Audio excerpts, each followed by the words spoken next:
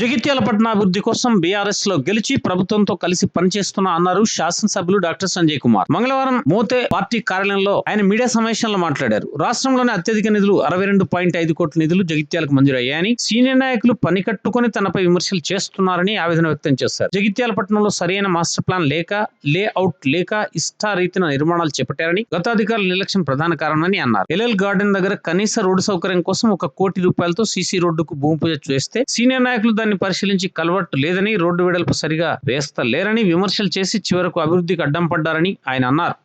పాత్రికేయ మిత్రులందరికీ నమస్కారం. ఈరోజు ముఖ్యంగా ఈ పత్రికా సమావేశాన్ని ఏర్పాటు చేయడానికి కారణం, జగిత్యాల పట్టణంలో అదేవిధంగా నియోజకవర్గంలో నిరంతరంగా పనులు జరుగుతున్న సందర్భంలో మొన్న రాయకల్లా కొందరు నాయకులు కావచ్చు, జగిత్యాల కావచ్చు, సొంత లాభం కోసమే పనులు చేస్తున్నారని చెప్పి 2-3 సార్లు మాట్లాడారు. మరి సొంత లాభం కోసం అని చెప్పి మాట్లాడు ఒకే రాజకీయాలలో అవి ఉంటాయి. రెండవది, ప్రజలకు సరైన సౌకర్యాలు ఏర్పరచడానికి, రోడ్లు వేసడానికి, మౌలిక వసతులు ఏర్పాటు చేసినప్పుడు వాటిలలో కూడా కొన్ని పొరపాటు జరిగినట్టు మాట్లాడడం జరిగింది. దాంట్లో ముఖ్యంగా ఈ మధ్యకాలంలో వాస్తవానికి ముఖ్యమైన రోడే వారు మాట్లాడినట్టు, సీనియర్ నాయకులు మాట్లాడినట్టు అది ముఖ్యమైన రోడే. ఎల్ఎల్ గార్డెన్ నుంచి అటు ధన్వంతరి టెంపుల్ పక్కన గుట్రాయేశ్వర స్వామి దగ్గర పోతే చాలా రోజుల నుంచి పెండింగ్ ఉండింది. 60 ఫీట్లు అని చెప్పి ప్లాన్ చేసిండ్రు. సమస్యలు లేని చోట కొంత సిమెంట్ రోడ్డు నా హయాంలో కూడా వేయడం జరిగింది. హయాం అంటే నేను శాసనసభ్యుని అయిన తర్వాత ఇంకా ముందుకు 1 కోటి రూపాయలతో వేద్దాం. తులసినగర్ ఆ ప్రాంతం నుంచి నీళ్ళు వస్తాయి, అక్కడ ఒక కల్వర్ట్ కూడా ప్లాన్ చేసి 7 మీటర్లతోటి రోడ్డు పెట్టినాం, 20 ఫీట్లది. ఆ సందర్భంలో సీనియర్ నాయకులు సందర్శించడం, ఇది 7 ఫీట్లు పెడతారా, 60 ఫీట్లు వేయాలి, చిన్న బ్రిడ్జ్ పెడతారా, పెద్ద బ్రిడ్జ్ పెట్టాలి. ఇన్ని రోజులు ఏదీ లేదు. అసలు ధర్మసముద్రం నీళ్ళని ఇటే వస్తాయి. అసలు ధర్మసముద్రం నీళ్ళు ఎటుకెళ్ళి ఎట్టబోతున్నాయో తెలియని పరిస్థితి ఏర్పడ్డది. ఇక సరి అయిన ప్రణాళిక లేక, అధికారుల తప్పే కావచ్చు. ఒక సరి అయిన ప్రణాళిక లేదు, లేఅవుట్లు లేవు. అందరూ కూడా పాత్రికేయ మిత్రులు ఉన్నారు, అందరూ కూడా యువకులు, వేదిక మీద కూడా పెద్దలు ఉన్నారు, యువకులు ఉన్నారు. నేను చాలాసార్లు చెప్తూ ఉంటా, నా తర్వాత నా కుటుంబం వాళ్ళు జగిత్యాలలో ఎవరు ఉండేవాళ్ళు లేరు. నేను కూడా పిల్లని కాదు, బిడ్డ పెళ్ళి అయిపోయింది, మన్మరాలు వచ్చింది, వాళ్ళ అనితీరులు ఉన్నోళ్ళే, ఇక్కడికంటే ఎక్కువ వస్తుంది నాకు బయట అని చాలాసార్లు చెప్పిన. ఎలక్షన్లు అప్పుడు చెప్పిన, తర్వాత చెప్పిన, ఈరోజు కూడా చెప్తా ఉన్నా. వాస్తవానికి 2014 చివరి వచ్చినా కానీ నేను గెలిచింది ఎప్పుడబ్బా 2018 డిసెంబర్. 2020 జనవరి వరకు మున్సిపాలిటీలో ఎవరు ఉన్నారండి? జీవన్ రెడ్డి గారు తమ్ముడు భార్యనే కదా. 2020 జనవరి వరకు ఇది ఏంది, ఇది 26 జనవరి నడుతుంది అంటే 6 ఏళ్ళు అయింది. 6 ఏళ్ళలో మున్సిపాలిటీ వచ్చినాక ఏం జరిగింది? 3 నెలలు అయిందో లేదో 2 సంవత్సరాలు కరోనా. 2 సంవత్సరాలు కరోనా. ఆ కరోనా అయిపోయి మళ్ళీ కొద్దిగా పనులు మొదలెట్టడం లేదో, పైసలు లేవు.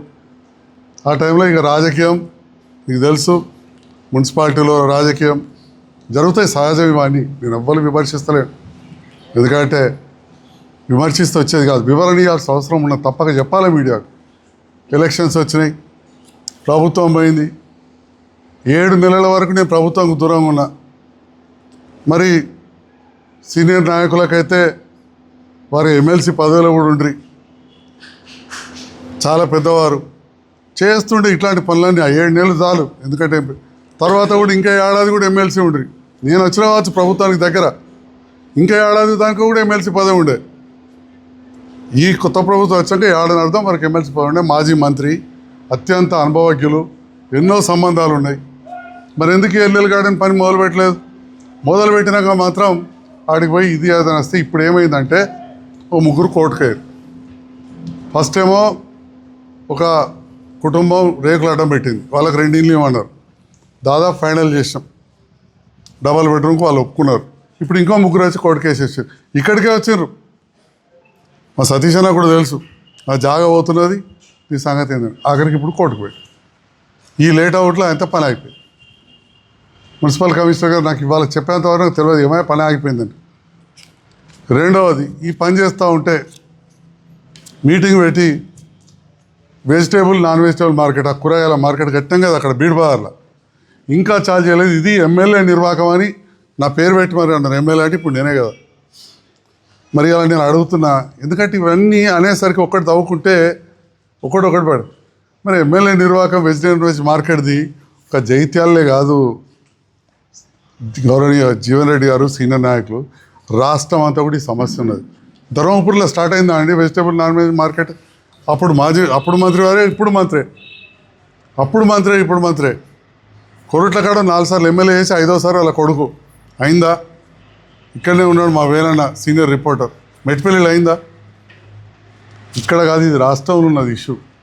అసలు అది కట్టిన వాళ్ళకు రూపాయి బిల్లు రాలే. ఇవాళ పోయి ఆడ వీడియోలు తీస్తుర్రు, ఫోటోలు వేసిర్రు.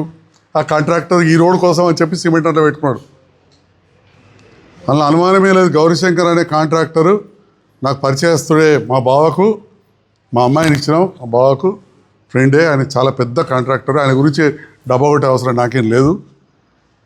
వారిని అవసరం పడితే ఇక్కడ వర్క్లే చేయకమంటే అంత పని ఉన్నది ఆయనకు చేతి నిండా. ఇవాళ రాష్ట్రంలో ఇక్కడ నేనే వాళ్ళు ఈ రోడ్ వర్క్ చేస్తేందుకు ఆ రోడ్ కాంట్రాక్ట్ వాళ్ళదే ఉండే. సిమెంట్ పెట్టుకుంటే గందరగోళం చేసి వాస్తవానికి వాళ్ళకి రూపాయి బిల్ రాలేదండి. 9 కోట్ల పైన రావాలి అది కట్టినందుకు. ఎమ్మెల్యేని బదనాం చేయాలి, ఏకైక కార్యక్రమం పెట్టుకున్నారు. వాడకు గల్లీ తరక్కి వరే, గల్లీ మోరియా బన్ రే. వాడకు పని అవుతుంది. రోడ్లు వేసే దాంట్లో మార్పు వచ్చింది. అంతకుముందు రోడ్లు వేసేదానికి ఇప్పుడు వేసేదానికి మంచిగా నున్నగా ఉంటున్నాయి, దొడ్డు ఉంటున్నాయి. ఇవాళ ఇంతకుముందు ఫస్ట్ వార్డు పోయినా ఆ మోరి చూస్తే ఇంత దొడ్డు, దాని మీద మంచిగా బిల్లు ఎత్తాం. కుర్మవాడ కట్టుకు ఎప్పుడో వేసినాం, మోరి తుక్కు అయిపోయిండే. మా కుర్మలు అందరూ కలిసి ఆడబిడ్డలు అందరూ ఉడికే సంతోషంతో ఉన్నారు. కానీ ఇక్కడ ఈ రకంగా మాట్లాడుతూ ఉంటే బాధ అనిపిస్తుంది ఓసారి. కానీ బాధపడడం ఏం లేదు, రాజకీయంలో సహజం. చిన్నప్పటికెళ్ళి చూసినా కానీ ఇలాంటి రాజకీయాలు లేకుండే. గత ప్రభుత్వ హయాంలో కేసీఆర్ గారు ముఖ్యమంత్రి ఉన్నప్పుడు కూడా పనులేని కాలేదని అంటమై ఇప్పుడు రేవంత్ రెడ్డి గారి నేతృత్వంలో కలిసి ఇప్పుడు పనిచేస్తున్నాం. వెజిటేబుల్ మార్కెట్ గురించి, ఎల్ఎల్ గార్డెన్ మన రోడ్డు గురించి మాత్రం చేసిన దానికి వాళ్ళు జరిగేది ఏంటి? ఇది ఇవాళ నేను మాట్లాడితే ఎట్లుంటుంది? మరి ప్రభుత్వం వచ్చి 2 ఏళ్ళు అయింది, ఇంకా బిల్లులు ఇవ్వలేదని ఇప్పుడున్న ప్రభుత్వాన్ని నిలదీస్తే, అదే ప్రభుత్వంలో మొన్నటిదానికి ఎమ్మెల్సీగా ఉన్న వారికి కూడా మచ్చనే కదా. ఆలోచన చేయాలి. యావర్ రోడ్డు మీద మాట్లాడతారు, ఎమ్మెల్యేనే బాధ్యులు. మీరే రాసిన పత్రికల యావర్ రోడ్ డిలేకి ఎమ్మెల్యే బాధ్యుడు. యావర్ రోడ్ ఇంకా చూస్తే నవ్వుతారు. యావర్ రోడ్ అంత ఇంతో ప్రభుత్వం ఉన్న కాడ నేను చేసిన. ఇంకా వాణి టాకీస్ కాడ ఇప్పుడు పోయి చూడరు, గణేష్ భవన్ దాటాక వాణి కాలేజ్ వాళ్ళ మూల మీద రామచంద్రన్ గారు ఇల్లు కూలబడితే 40 ఏళ్ళ కింద కూలబడితే ఇప్పటికెళ్ళి ఆ మట్టి గోడలు, ఆడ రంజన్లు, తడకలు అట్లే పెట్టున్నాయి. మరి నేను వచ్చింది ఎప్పుడు రాజకీయాలకు? ఇప్పుడు చెప్పిన కదా ఇంతకుముందే, మున్సిపాలిటీ కొంతవరకు నా కంట్రోల్కి వచ్చింది. 20 తర్వాత వచ్చినాక కరోనా దాటినాక మున్సిపాలిటీలో రాజకీయ సంక్షోభం, అటెన్కి ఎలక్షన్లు, అటెన్కి ఆ ప్రభుత్వం మారుడు. ఎప్పుడు పోరాటమేలే, ఎప్పుడు బడాసి బీదేశుడేలే. పనులో దిక్కు చేసుకుంటూ పోతే సంతలామాను. ఈ ఎంతవరకు కరెక్ట్? ఇలా నేను అడుగుతున్నా. ఎమ్మెల్యేనే కారణం అని చెప్పి పెద్ద మనిషి అన్నాడు కాబట్టి, సీనియర్ నాయకులు అన్నారు కాబట్టి ఊరికే నన్ను తిడితే పెద్ద మనిషి అంటుంటే, పెద్ద మనిషి అనకూరి సీనియర్ అన్నారు అంటున్నారు. నేనంటే అభిమానం ఉన్నాను. ఊరికే వాడు వీడు అని అంటూ ఉంటాయి నన్ను పేరు పెట్టకుండా. ఒకరికొకరం వయసు పెద్ద అయినా చిన్న అయినా రాజకీయాలు ఉన్నప్పుడు గౌరవించుకోవాలి. ఆ సీనియర్ నాయకులు ఇప్పుడు చూడు, నాకు యాదృచ్ఛికంగా పెద్ద అయినా నచ్చింది. ఎందుకంటే మనసులో అది ఉన్నది పోవాలి. కానీ వారు తగ్గించుకుంటే నేను ఏం చేయాలి? వారు చిన్నగా చేసుకుంటే నేను ఏం చేయాలి? కాబట్టి అభివృద్ధి అనేది అందరి హయాంలో అయింది, వారి హయాంలో కూడా అవుతుంది. కానీ ఇప్పుడు ప్రభుత్వంతో కలిసి చేస్తుంటే ప్రతిదానికి వంకలు పెడితే కొంచెం ఇబ్బంది అనిపిస్తుంది. ఇప్పుడు కేంద్ర ప్రభుత్వ నిధులు కావచ్చు, మరి వారు కూడా రోడ్ల మంత్రి ఉంటారు. చలిగల ఎన్ని యాక్సిడెంట్లు అవుతుంటే చలిగల రోడ్ గాంధీనగర్ ఇవాళ చేసినామా లేదా? అదైతే ఎవరికి ఏ రాజకీయ నాయకుడిని తెలియదు. నేను ఓన్లీ ఆఫీసర్ల ద్వారా వేసుకొచ్చిన ఒక శాసనసభ్యుని రిప్రజెంట్ చేసి రాజకీయాలకు అతీతంగా పని చేసినప్పుడు చెప్తాం. టిప్పన పెడది కూడా చేయాలనుకున్నాం, అక్కడ వాళ్ళు ఒప్పుకోలేదు అధికారులు. అప్పుడు ఎంపీ గారు సహకారం తీసుకున్నా చెప్తుంది. ఇవాళ బీజేపీ నాయకులు నన్ను విమర్శించడం స్థానికులకు చెప్తాను, ఎంపీ గారి సహకారం కూడా తీసుకుంటే ఇవాళ వాస్తవానికి అనంతరం బ్రిడ్జ్ ఎప్పుడో చేయాలి. రోడ్ల మంత్రి ఉన్నప్పుడు శిలాపలకం వేసిండట, కొట్టుకపోయింది, ఇప్పటికి అడ్డం పడుతుంది. అది చేద్దామంటే బైపాస్ రోడ్ వస్తుందని చెప్పి అబ్జెక్షన్ చేశారు. అట్లీస్ట్ ఈ తిప్పనపేట దాటదానికని చేయండి, చాలామంది చనిపోతారని ఎంపీ గారు మేము పోయి పదే ఉండి ఎంపీ గారు నాకు ఫోన్ చేసి చెప్పారు, ఇక్కడ హైదరాబాద్లో ఇక్కడ ఆఫీసర్స్ ఉంటారు, కొంచెం మరి మీరు తిరిగి చేయండి అంటే ఆఫీస్గా ఎక్కిన. ప్రతి NHA ఆఫీస్కి పోయినా, దాని ప్రాజెక్ట్ డైరెక్టర్ మంచిర్యాలు ఉంటారు, పిలుచుకొని మాట్లాడినా, ఫోన్లలో 10 సార్లు మాట్లాడినా, 10 సార్లు ఉత్తరాలు రాసినాం. ఇవాళ ఈ రకంగా నా వంతుగా ఏం చేయాలనో అంత కొంత చేస్తూ ఉన్నాం. సీనియర్ నాయకులు కదా, ఎందుకు చిన్నగా పోతారు? 30 ఏళ్ళకెళ్ళి సాయిరామ్ కాంట్రాక్టర్లు చేయలేదా? పెద్ద రోడ్లన్నీ ఎవరేసి? రామ్మోహన్ రావు వేయలేదా? రమణారావు వేయలేదా? రమణారెడ్డి అనేటనే బోలెడ్ కాంట్రాక్టులు మా మెట్పల్లి చేసాడు, సత్యనారాయణ రెడ్డి జైత్యాల చేసిండు, అక్కడ చేసాడు. ఇప్పుడు జీవన్ రెడ్డి గారు ఫ్లెక్సీలు బోలెడ్ పెడతాడు, RAL చిట్టి లక్ష్మీ ఆయన మొదలు పెట్టిండి. ఏమన్నా అడ్డం పడ్డామా? ఇప్పటి దగ్గర 1 కోటి రూపాయల పనులు చేయాలి. ఎందుకు చేస్తాడు? చేయమని వద్దంటున్నామా? అసలు అంత తక్కువ లేం కదా, బాగా డబ్బులు ఉండేవాళ్ళం కాదు కావచ్చు, కానీ ఒక మోస్తరుగా మంచిగా బతికేటోళ్ళమే కదా. గంత కాంట్రాక్టర్ల దగ్గర లాలూచి పడేటోళ్ళం అనే ఆ స్థాయిలో ఉన్నాడు సంజయ్ కుమార్ అనేటోడు. నేను గెలిచినాక దాదాపు 10-11 నెలలకు మళ్ళీ కవితమ్మ దగ్గర, ఈ లోపల కవితమ్మ ఓడిపోయింది. ఆ వారి బాధ, రకరకాల అభాండాలు మా మీద వారిని ఓడించినాను. వారి ప్రోత్సాహంతో రాజకీయాలు నేను టీఆర్ఎస్ పార్టీలోకి వచ్చిన. నాకు కులం ఒక్కటి కావచ్చు కానీ పెద్ద సుట్రికం లేదు, టీఆర్ఎస్ పార్టీ ఆఫీస్ తెలియదు. నేను ఎన్నడూ కేటీఆర్ గారి దగ్గర ఇప్పటికి కూడా కూర్చొని కాఫీ తాగలే. కేటీఆర్ గారు నాకు ఎన్నడూ కూర్చొని కాఫీ తాగలే. కవితమ్మ ఇంత భోజనం పెట్టింది, హరీష్ రావు గారి దగ్గర ఇంత టిఫిన్ చేసినా కానీ విన్నారా, నాకేం పరిచయం లేదు. కవిత గారు వారే కదా నన్ను తీసుకపోయి, ఇప్పటికి కూడా చెప్తారు. ఆగిపోయింది. అప్పుడు రకరకాల అభాండాలు వేసారు కవితమ్మను, మేమే ఎమ్మెల్యేలు ఓడగొట్టామని. ఎందుకు ఓడగొడతామే? వార్త అంత శక్తి ఉందా? ఒక ముఖ్యమంత్రి బిడ్డకు అడ్డపడే శక్తి అంత గొప్పలో అయితే మంచిగానే ఉంటుండే. నాకు నేనైతే అంత శక్తివంతుని అనుకోను. బలహీనుడిని కాకపోవచ్చు కానీ, బలహీనుడిని కాదు, కొట్లాడ కావచ్చు, భయపడా, కానీ అట్లా నష్టం చేసేవాళ్ళం కాదు. విమర్శలు, సద్విమర్శలు ఉండాలి, సూచనలు ఉండాలి. అధికారులు కూడా మాట్లాడకుండా ఉండే విధంగా చూడొద్దు. ఇంకో మాట అంటారు, మున్సిపాలిటీలో అవినీతి, ఇంతమంది సస్పెండ్ అయ్యారు.